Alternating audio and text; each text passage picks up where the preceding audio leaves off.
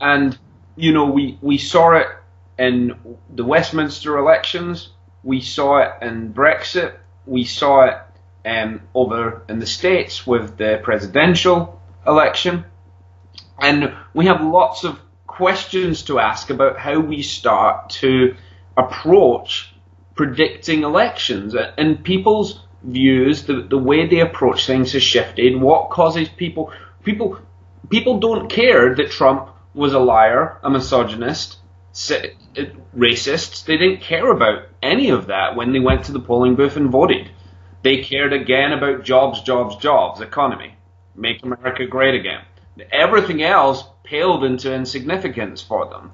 Somehow we have to make this adjustment with our polling organizations, and whether that's polling becomes much more expensive and it's got to be street polling and it's got to be face-to-face polling, whether it is making adjustments like Britain had to make in terms of the shy conservative vote when British pollers got it so wrong and we had to make a shift there. But something has got to change for us to be able to to make predictions. Right. I mean, maybe it's down to people standing outside, talking to people with a clipboard on a street.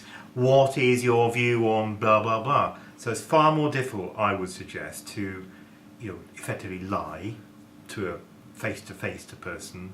Whereas with a phone call, you can not receive it. You can put not, if you don't recognise a number, or tell the truth, a lie rather, to somebody you don't know.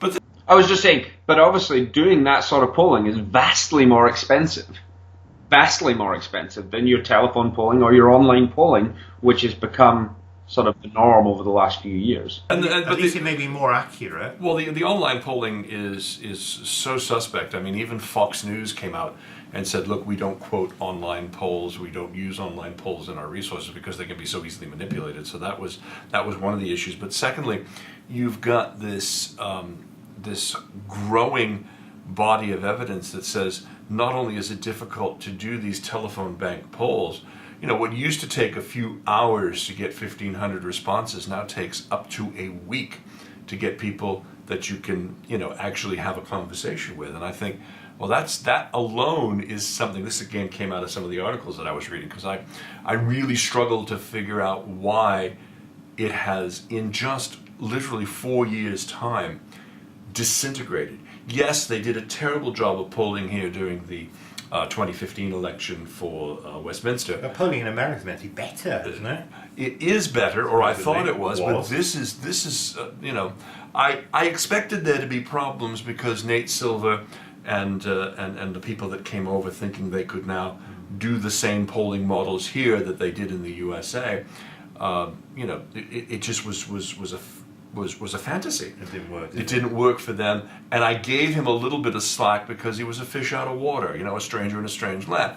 But when it came to the U.S. election, the primaries, and they were spot on all the primaries because those were first past the post, how are you doing in this state, how are you doing in that state.